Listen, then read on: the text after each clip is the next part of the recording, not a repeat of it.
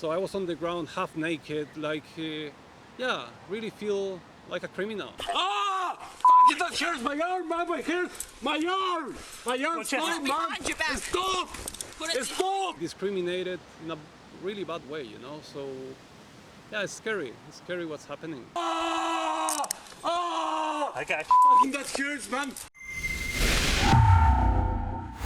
Warning. Censorship. Warning.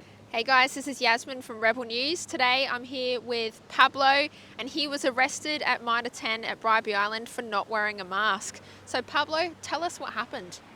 So yeah, it was a bit scary, the whole thing, you know. I was getting to... I'm a chippy, that's number one. So I need to get things from the hardware shop. And the only hardware shop in the island is Mitre 10. So I went there to get some grinding discs.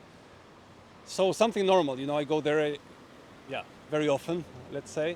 So I went there and there was this mask time. I was in the counter with the grinding disc with my money and they were like, no, we cannot serve you without a mask. And I said, well, I have my medical exemption. The owner of this Mitre 10 already saw my exemption. So you showed your medical exemption and yet they chose to still discriminate against you. Well, he would never accept why he was discriminating. He never say to me per se, like, I'm discriminating against you, like, for not wearing a mask. So you don't want to serve me because... I don't want to serve you. It was clearly that was the problem. I was in the shop and thanks God I was recording everything, you know. So I was like, this is not right. I was like there and he was like, no, you need a mask. So basically when the cops came, I was like, cops came, they're the law enforcement, you know, they're gonna do the right thing. And yeah, they were nothing but aggressive. They were like, I asked them only one question. He's the manager, and okay. Yep. He doesn't want to serve you. I ask you a question. State law goes over federal law. Don't touch me, please. Don't touch me. Don't touch me, please. That's assault. That's assault. That's assault. Hey. Was it really painful? Like I watched your footage and they pulled you, they threw you on the ground and you were screaming. Ah! Fuck, that hurts my arm, man, my arm, stop, man, stop! I was in shock. Number one, because of the disappointment of the police officer not really defend me or, like, you know, protect my rights, but grabbing me out of the shop and then, like, arresting me, throwing me to the ground. I was like half naked, like my pants were like, half down. I was on pain because they put one handcuff and then they start like twisting the handcuff to give me pain. That was like, you don't have to do that, man.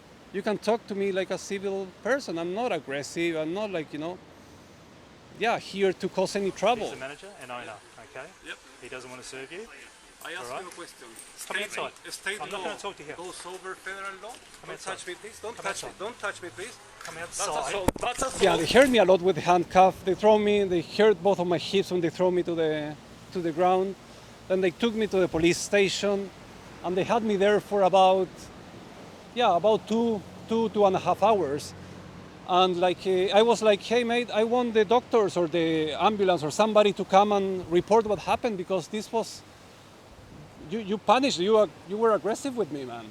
Yeah, you produced harm on me. He didn't tell me what was going on. He didn't tell me that I was going to be arrested. He just went and grabbed me without a reason, you know?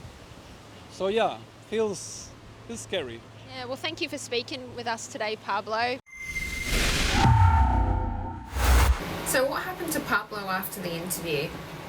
2 weeks later, he had his final court case and received a fine of $666 for public nuisance and trespassing. Pablo can no longer contact or enter Mitre 10 Bribie Island. If you'd like to hear more stories like Pablo's, we need your generous support. So please go to brisbanereporters.com.